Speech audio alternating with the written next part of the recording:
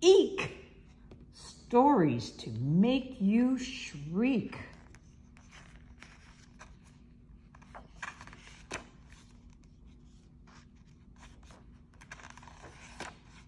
Chapter 1, Halloween. It was Halloween. Ted was waiting for his friend Danny. They were going to a party. Ted already had on his costume.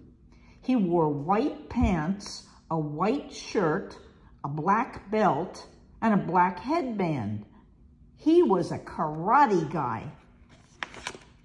"Be sure to wear a coat," Ted's mother called.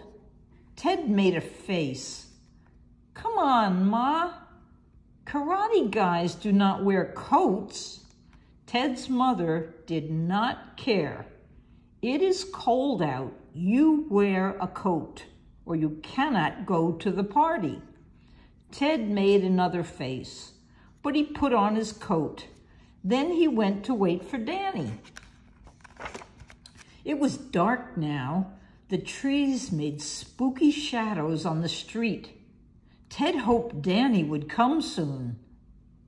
Then he saw Danny coming down the street. Danny was dressed as a monster. He wore a furry brown suit with furry paws and claws. Over his head was a monster mask. "Wow, cool costume," said Ted.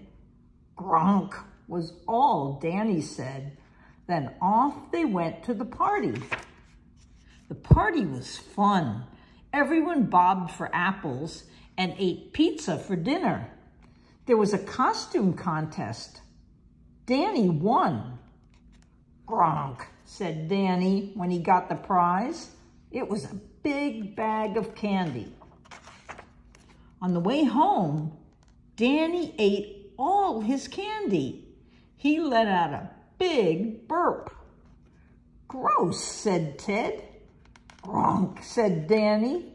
Then Ted waved goodbye. The next day, Ted went to Danny's house. They always walked to school together. Danny's mother opened the door. "Danny is sick," she said. "He cannot go to school today." Ted felt bad. "I bet it was all the junk Danny ate at the party," said Ted. Danny's mother looked puzzled. "Danny did not go to the party. He was sick in bed all night," said Danny's mother. Then who was the monster at the party?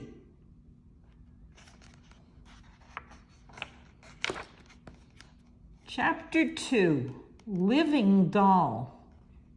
Sarah Beth always got her way. If she wanted to stay up late, her mother let her.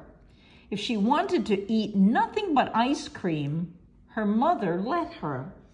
All Sarah Beth had to say was, "I want it," and any toy was hers. One day, Sarah Beth and her mother passed a store.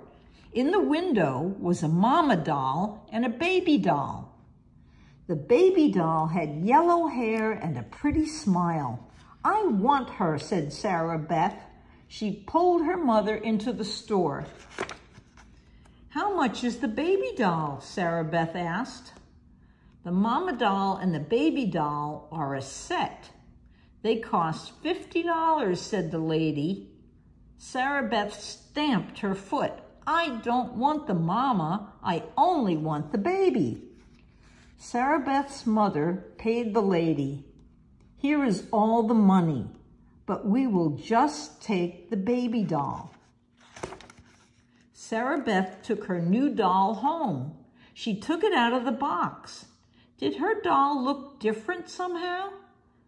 No. Sarah Beth's eyes were playing tricks on her. Then Sarah Beth put the doll beside her bed. That night, Sarah Beth woke up. "Mama!" someone was shouting. It was her new doll. The lady had not said it was a talking doll. Did the doll look mad? Or was it in Sarah Beth's mind? Sarah Beth was scared. Sarah Beth shouted for her mother and dived under the covers. "What's wrong, dear?" her mother asked. "My doll. She was shouting at me and she looks mad," Sarah Beth cried. "She looks the same to me," said Sarah Beth's mother. Sarah Beth took another look. The doll was smiling.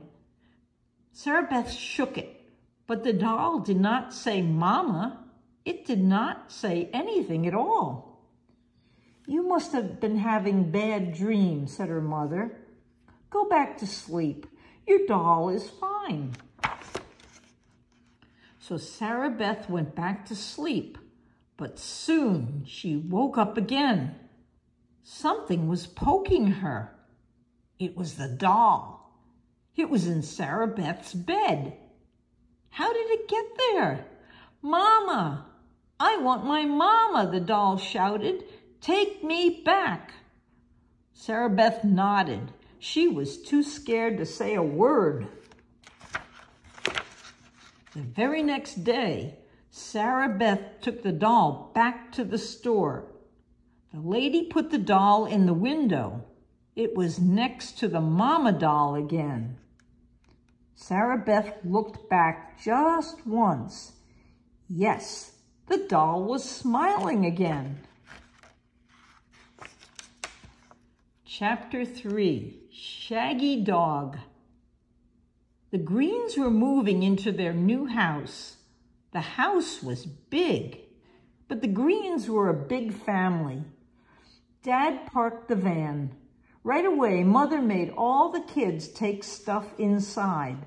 "I do not like empty houses," Mother told everyone.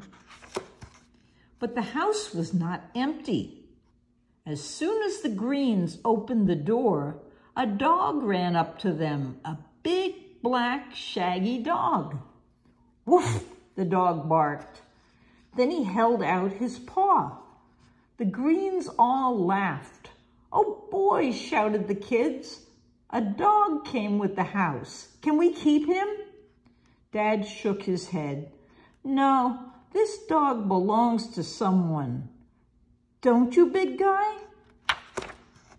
The dog barked again. Then he trotted over to a picture on the wall. "He wants to tell us something," Mother said. The picture was of a boy and a dog. The boy had thrown a stick in the air. The dog was jumping to catch it. What was the shaggy dog trying to say? Was he lost? Did he belong to the family who used to live in the house? The Greens did not know. Dad took both the dog and the picture out to the garage. He made a bed for the dog. "You will stay here for the night, and tomorrow we will find out who you belong to." Later that night, there was a storm. The shaggy dog ran back to the back door. "Woof, woof, woof," he barked. "Oh, no. You cannot come in," Mother said. "You are much too muddy. I am taking you back to the garage." And that is what she did. The next morning, Mother said to the children, "Why don't you give the dog a bath in the yard? Then we can take him over to the police station." But when the children went to the garage, they did not see the dog. How did he get out? The door had been closed. The children ran to the yard. "Here, boy," they called. But the dog did not come. Was he down the street? No. Had he sneaked into the house? No. Then they heard barking, loud barking. It was coming from the garage. The children ran in and shouted, "You were here all along." But they were wrong. There was no dog, only some boxes and the old picture from the house. The children stood as still as statues.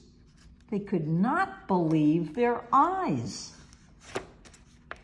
Now, two dogs were in the picture. They were both jumping for the stick. The new dog was big and black and shaggy. What had happened? The Greens never knew, but they never saw the big shaggy dog again. The end. Good night, Sammy. Good night, Sophie.